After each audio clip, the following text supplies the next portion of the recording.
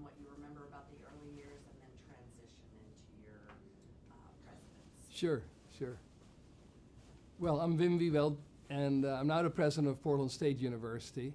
But when I became involved in ACSP, must have been sometime in the 80s, but I swear I can't remember the date precisely.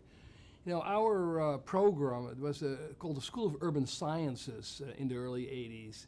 And we were not yet all that closely affiliated with the planning profession per se. Then in the course of the mid-80s, that became a stronger identification. And I had personally been trained as a sociologist, so I was a little more oriented towards that. I must have started to come in the mid-80s. I think we may have hosted at Illinois Chicago ACSP sometime in the early 80s, and I think that was the first time I went. And I kept coming like everybody else, and more enthused about the organization. One of the things that I really liked about those early days, particularly compared to, say, the American Sociological Association, the ACSP was just much smaller. It was far fewer people. So your hit rate in terms of people that you knew was much greater. As you know, conferences can be kind of lonesome when you first start out as a junior faculty member or doctoral student and you don't know anybody and you feel that everybody else knows more people and is smarter than you are. I think ACSP did a very good job reaching out to people and creating opportunities for folks to get to know each other.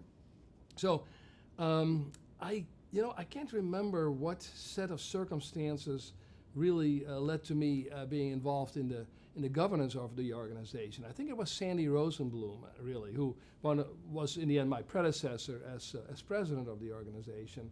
I think she must have been on the board and gotten me more involved in being on committees. I think she put me on some committee.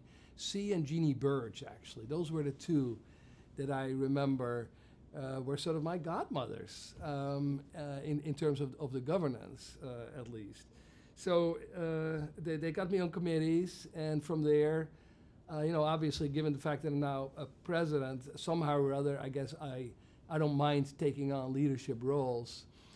So through whatever set of steps, I wound up being the president from 2001 to 2003. It was a little awkward because already in 2000, I'd actually become the dean of the business school at University of Illinois Chicago. I had been dean of urban planning, then I needed a dean of business. So it was a little bit awkward and I felt kind of badly about being the president of this planners organization when I really was a dean of a business school. And I remember talking to Bruce Siftel, I think he succeeded me, if I have the sequence right, or maybe Bruce came first before me. Somebody has that history, I'm sure.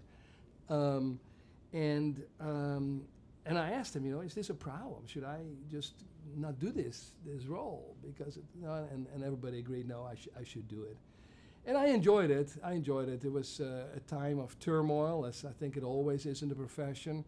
The particular issue that I know was really hot at the time was a lot of challenges in our relationship with APA around the Planning Accreditation Board. And of course, it was interesting because the APA was located in Chicago. They were located just a few blocks from us, and I knew quite a number of people who worked there. And I was always very surprised by the level of, at times, almost personal animosity that seemed to exist between that professional planning organization and us as academic planners. And without recounting all the details, which I fortunately don't remember anyway, of what happened and who said what to whom, one of my tasks during that time was to try to at least create somewhat better relations. And I felt, well, I don't think it was fully resolved. It certainly, things got better as we went along. So I'm very pleased with that.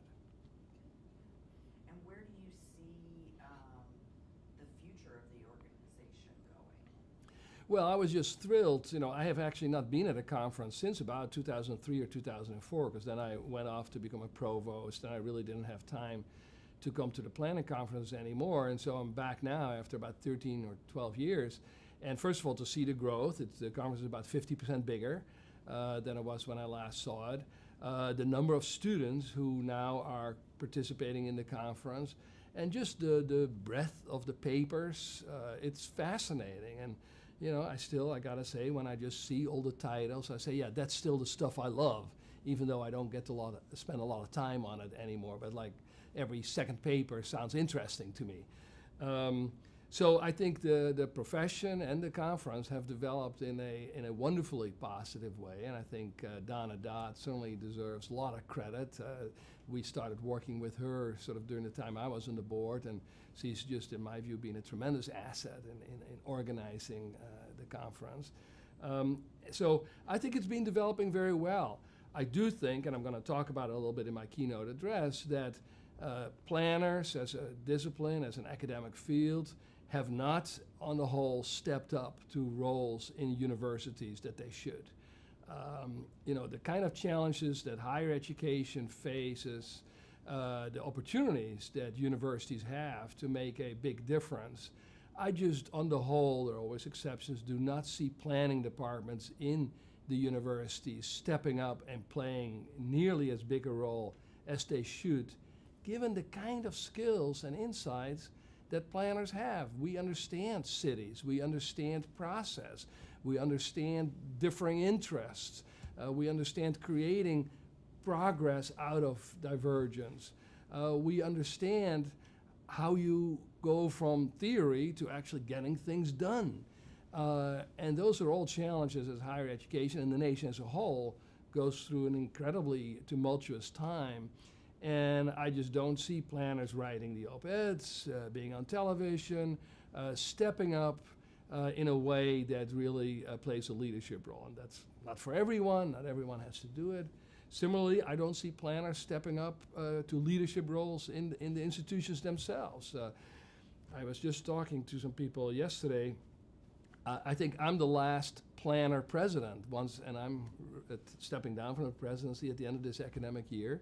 We used to have Larry Bacow and Carl Patton and Tony Catanese, and now that can be random pieces, but there are leadership roles that matter, and I think planners, by temperament and training, are well suited to take on those leadership roles, and I just love to see more of them being deans and provosts and presidents.